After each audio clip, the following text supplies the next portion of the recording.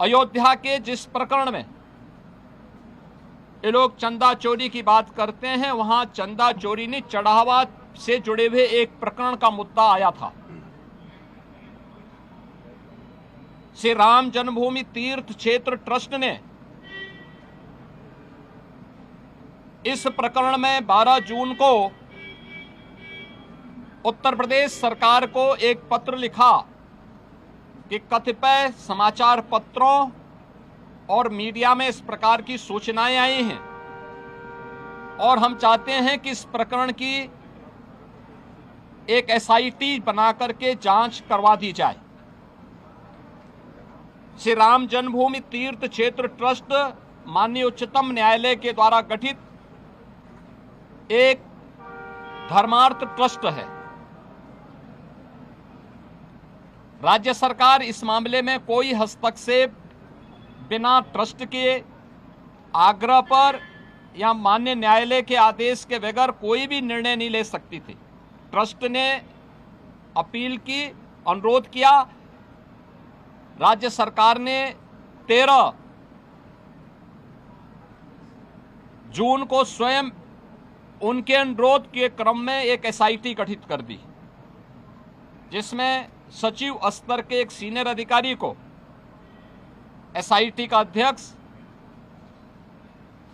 IG rank के एक अधिकारी को उसका सदस्य और वित्तीय मामलों के विशेषज्ञ एक स्पेशल सेक्रेटरी रैंक के अधिकारी को उसका सदस्य बना करके इस एसआईटी को काम दिया गया कि वह अपनी रिपोर्ट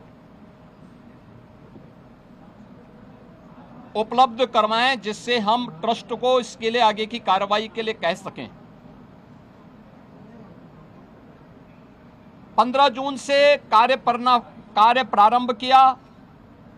इस पूरे प्रकरण में एसआईटी ने अपनी कार्रवाई प्रारंभ की और 23 जून को उन्होंने अपनी पहली अंतरिम रिपोर्ट प्रस्तुत की। 23 जून की अपनी रिपोर्ट के बाद जो रिपोर्ट एसआईटी ने उपलब्ध करवाई, उस रिपोर्ट के क्रम में उत्तर प्रदेश सरकार ने ट्रस्ट को उसकी सिफारिशों को उपलब्ध करवाया और ट्रस्ट ने 25 जून को इस पर एफआईआर लॉन्च करवाया।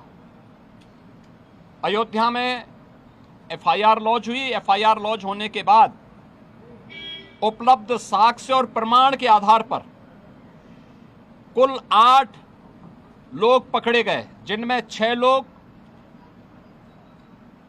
चढ़ावे से जुड़ी हुई धनराशि में चोरी करते हुए या धनराशि को इधर उधर करते हुए देखे गए। उस आधार पर कार्रवाई हुई। 2 लोग इस पूरे प्रकरण में जिनकी जिम्मेदारी थी, उन लोगों को और उसके साथ जोड़ करके यह 8 लोगों की गिरफ्तारी हुई।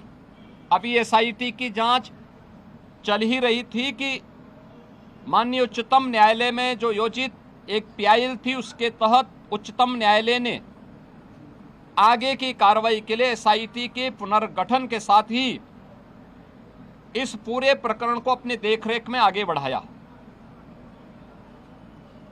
इस मामले में किसी भी साधु संत का कोई संलिप्तता प्रारंभिक जांच में एसआईटी की प्रारंभिक रिपोर्ट में कहीं भी नहीं पाया गया।